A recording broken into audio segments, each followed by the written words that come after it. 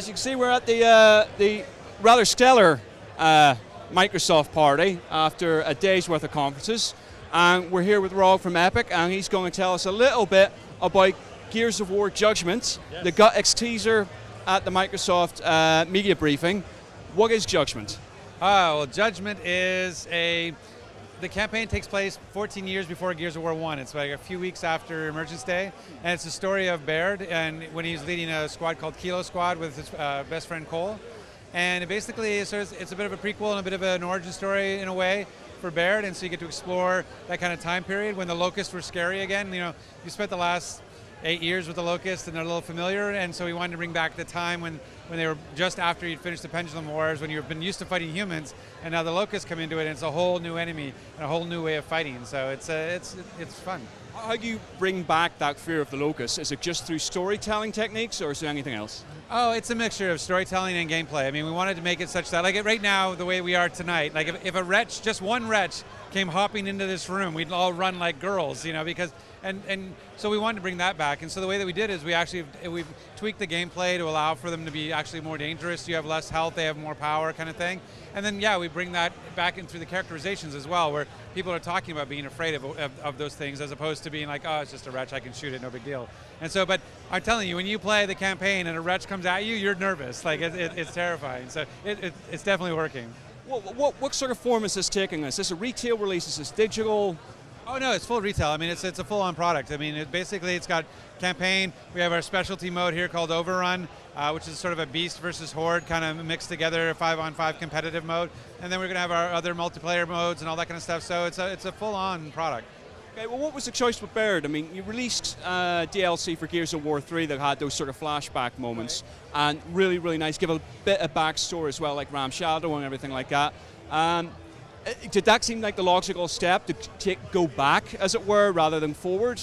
Yeah, I mean, we wanted to look at how could we dig into more of these characters, you know, and so we looked at, well, Marcus' story has been told, Dom's story has been told, Cole had his moment in the locker room, so we're like, Baird is kind of the only mystery here, and the thing is, we've always been building the Gears IP to have a lot of stories in it, and so we said, well, it's a place we could go and a time we could go, and it made sense to go like just after E-Day, and so it's it's a unique time with a unique character, and on top of that, we've created a unique experience, because it's not a traditional Gears game, it's not sort of so cinematic based. It's not so, like in Gears of War 3, we had over 90 minutes of cinematics.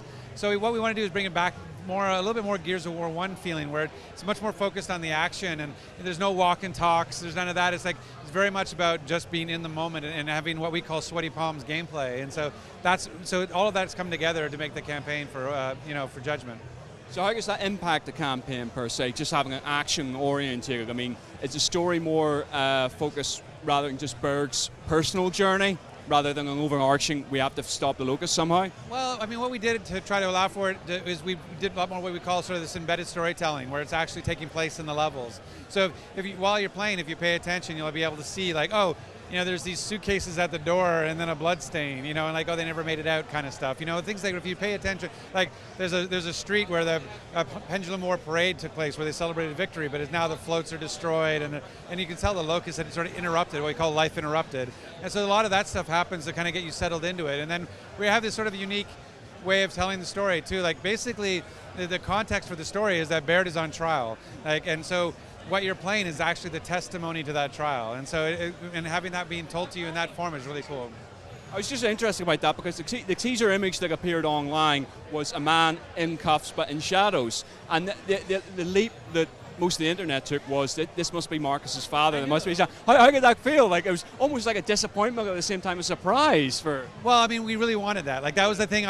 We tried really hard. I'm going like, okay, if we can get anything done out of this, I want everybody to think, oh, they can explain how Marcus went to prison, right? This is Marcus's prison story. This will be awesome, right? And I wanted people to get that. And then when we did that sort of reveal of like, oh, it's Baird. Like I wanted that surprise moment, you know. And so, but I mean, it was interesting. We did a customer satisfaction survey after we put out Gears 3. And basically, Baird was the top male character of the cast. Like Anya was of all the cast, Anya was number one, I guess because she was playable for the first time. and then Baird was number 2. And so it just made a lot of sense. We have a character that all the fans love, we haven't told the story of, and he's kind of a personal favorite too because he's a sarcastic bastard, which I like.